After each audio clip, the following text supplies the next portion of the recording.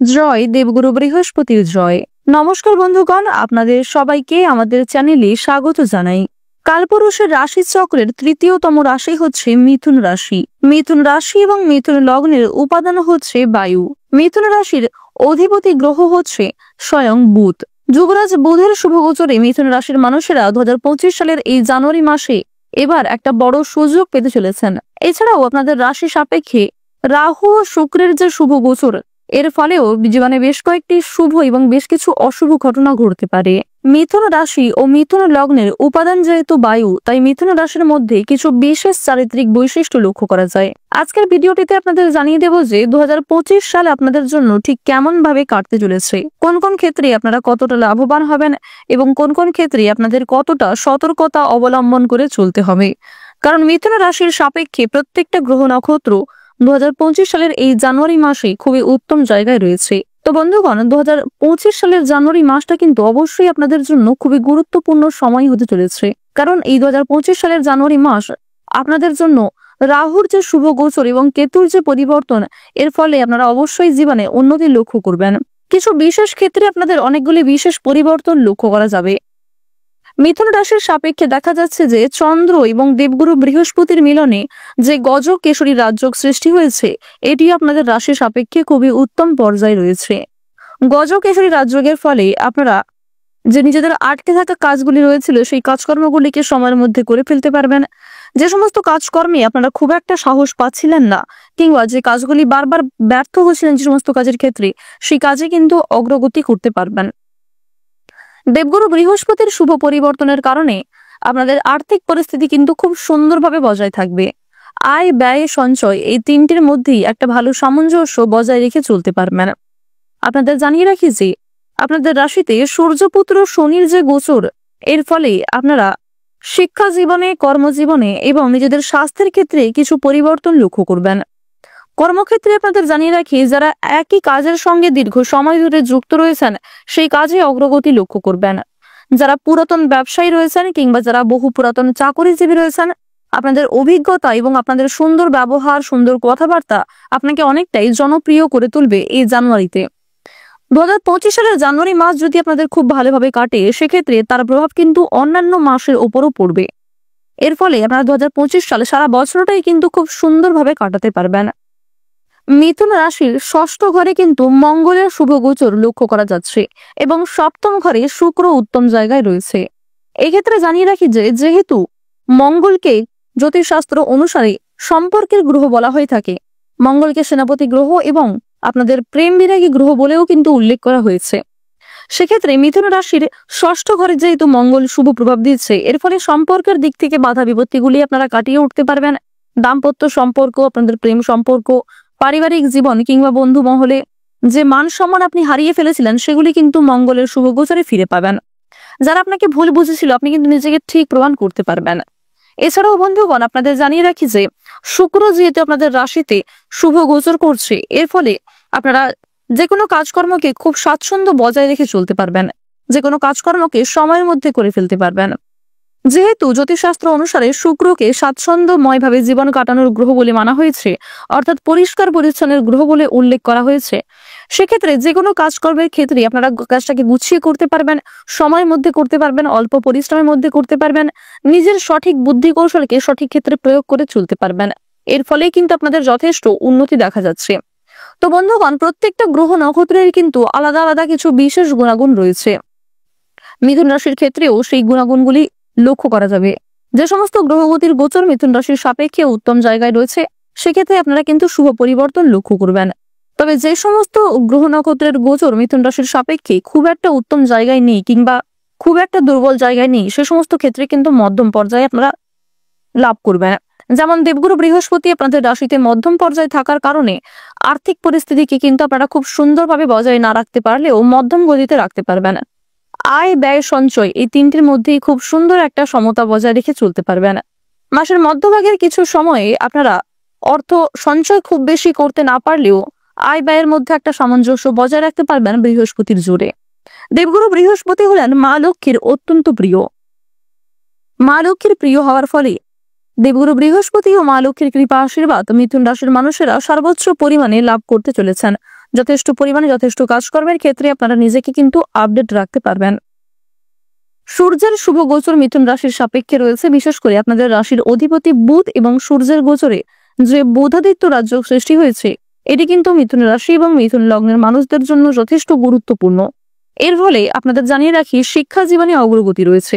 বিশেষ করে আপনাদের জানিয়ে রাখি, যে সমস্ত শিক্ষার্থীরা কোনো গুরুত্বপূর্ণ সিদ্ধান্ত নিতে গিয়ে বারবার পিছপা হচ্ছিলেন, কিংবা কোনো ভালো সুযোগকে কাছে পেয়েও হাতের কাছে পেয়েও সেই সুযোগকে কাজে লাগাতে পারছিলেন না, তারা কিন্তু সেই সুযোগটাকে এবার কাজে লাগাতে পারবেন। কোনো অচেনা এবং মহৎ ব্যক্তির কাছ থেকে আপনারা যথেষ্ট পরিমাণে সুযোগ সুবিধাগুলি লাভ করবেন।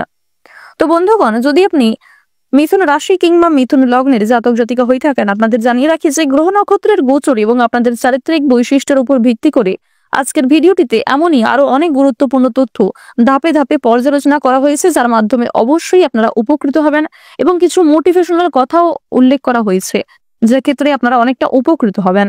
এবং আপনাদের আরো একটি গুরুত্বপূর্ণ বিষয় প্রথমেই জানিয়ে দিই যে মিথুন রাশির মানুষেরা আপনারা অনেকেই এমন মন্তব্য করেছেন যে আপনাদের জীবনে শুধুই দুঃখ কষ্টে ভরা, আপনারা কখনোই সুখ অনুভব করতে পারেননি। তাদের উদ্দেশ্যে জানিয়ে রাখি, অবশ্যই আপনাদের জীবনে সুখ এসেছে এবং সেই সুখ আপনারা অবশ্যই অনুভব করেছেন।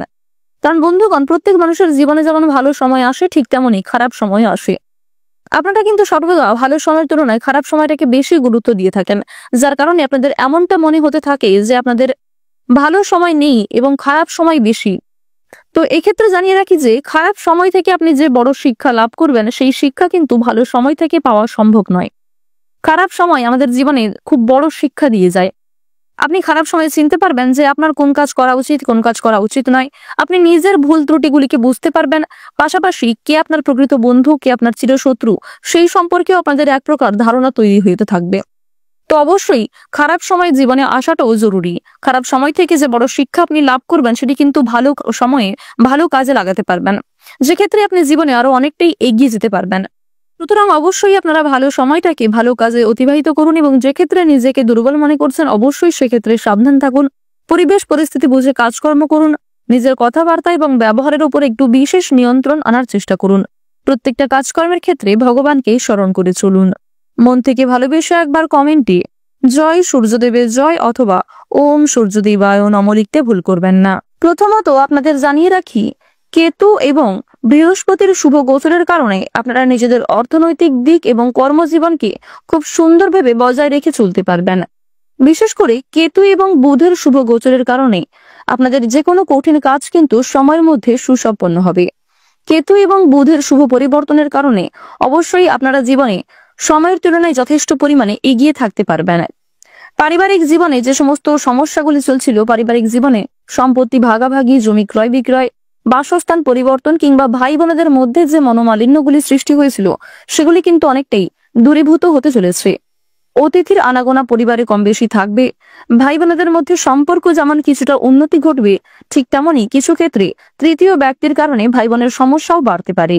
কিছু গুরুত্ব এবং প্রয়োজনীয় কাজে আপনাকে প্রথম দিকে কিন্তু বিভিন্ন রকম বাধা বিপত্তির সম্মুখীন হতে হবে। সুতরাং আপনি যদি ধৈর্য ধরে থাকতে পারেন এবং নিজের প্রচেষ্টা রাখেন, নিজের উপর ভরসা রাখেন, অবশ্যই সেই কাজে সফলতা অর্জন করে চলতে পারবেন। কাজের সূত্রে পছন্দ অনুযায়ী জায়গায় ভ্রমণ হতে পারে। বন্ধুদের সঙ্গে কাছে পিঠে কোথাও যাত্রা করার দিকটাও বেশ ভালো হবে। এছাড়াও আরো অন্যান্য প্রিয় মানুষদের সঙ্গে দূরে কোথাও যাত্রা হওয়ার সম্ভাবনা রয়েছে। তবে কাজের সূত্রে ছাড়া অন্য অযথা ক্ষেত্রে দূরে কোথাও যাত্রা না করাই আপনাদের জন্য মঙ্গলজনক।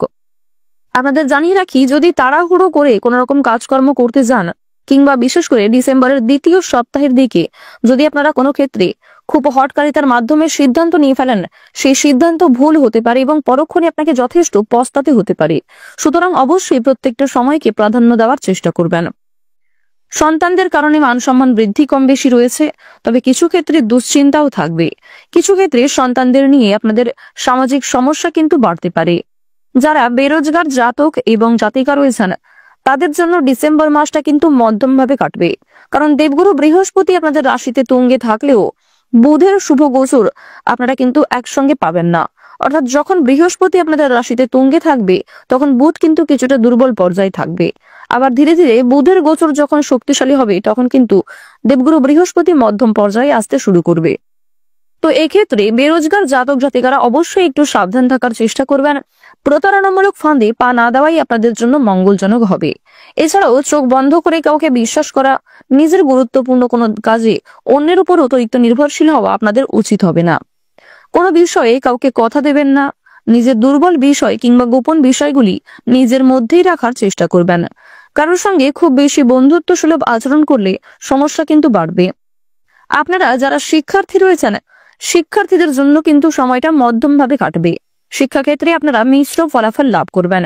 যারা উচ্চ স্তরের শিক্ষার্থী রয়েছেন, আপনারা নিজেদের পরিশ্রম অনুযায়ী সফলতা অর্জন করবেন। যারা মধ্য স্তরের এবং নিম্ন স্তরের শিক্ষার্থী রয়েছেন, আপনাদের অবশ্যই শিক্ষাক্ষেত্রে আরো অনেকটাই মনোযোগী হয়ে উঠতে হবে। বিভিন্ন শিক্ষা প্রতিষ্ঠান থেকে আপনারা কিছু ভালো সুযোগ সুবিধা লাভ করতে চলেছেন।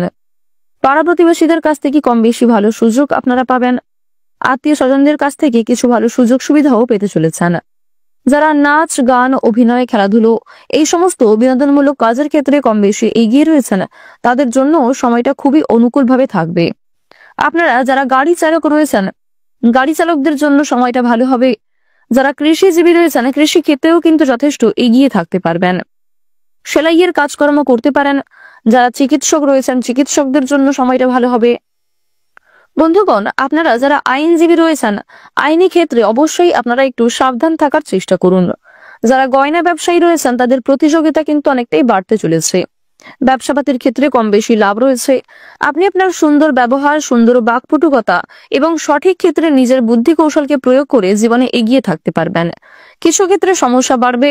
অনেকেই কিন্তু আপনাকে দুর্বল করার চেষ্টা করতে পারে। কিছু প্রিয় মানুষের কারণেই সমস্যায় পড়তে পারেন। অবশ্যই এক্ষেত্রে সাবধানতা অবলম্বন করে চলা প্রয়োজন। কর্মক্ষেত্রে বিভিন্ন তর্ক বিতর্ক, বিভিন্ন আইনি সমস্যাগুলিকে আপনারা কাটিয়ে উঠতে পারবেন। কোর্ট কাচারি সম্পর্কিত মামলায় কিন্তু নতুন করে জড়িয়ে পড়ার সম্ভাবনা দেখা যাচ্ছে। অবশ্যই সাবধান থাকুন।